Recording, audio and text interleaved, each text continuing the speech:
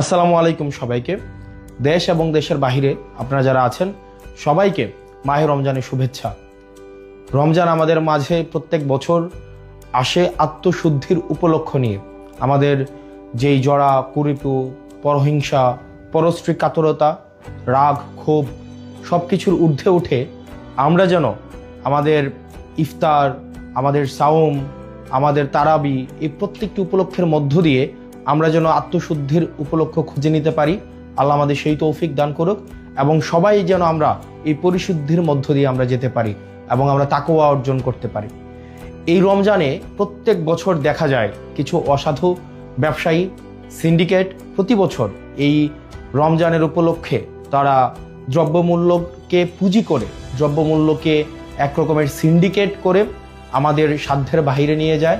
আমাদের জনগণের যেই সাধ্য মূল্যের বাহিরে এই আমাদের নিত্য প্রয়োজনীয় যে বিষয়গুলো রয়েছে, ছোলা, মুড়ি, তেল এবং নিত্য প্রয়োজনীয় যে বিষয়গুলো রয়েছে, তেল, গ্যাস, এই প্রত্যেকটি বিষয়কে দেখা যায় সিন্ডিকেট করে সাধারণ জনগণের সাধ্যের মধ্যে, সাধ্যের বাহিরে নিয়ে যায়।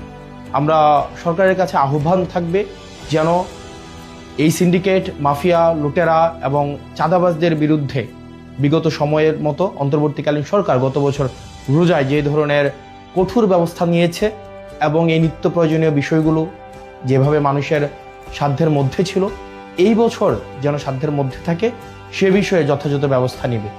একই সাথে সাথে এই রমজানে আমাদের দেখা যায় প্রত্যেক বছর বিদ্যুতের যেই ঘাটতিটা ঘটে সেটা আমরা গত বছর দেখতে পাইনি।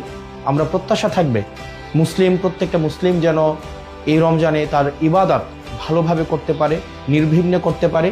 এই জন্য নিরবিচ্ছিন্ন বিদ্যুৎ সরবরাহ যেন ধর্মীয় প্রতিষ্ঠানগুলো এবং বাড়িতে নিরবিচ্ছিন্ন বিদ্যুতের যেন ব্যবস্থাটি সুনিশ্চিত হয় সে বিষয়ে যথাযথ ব্যবস্থা নেবে।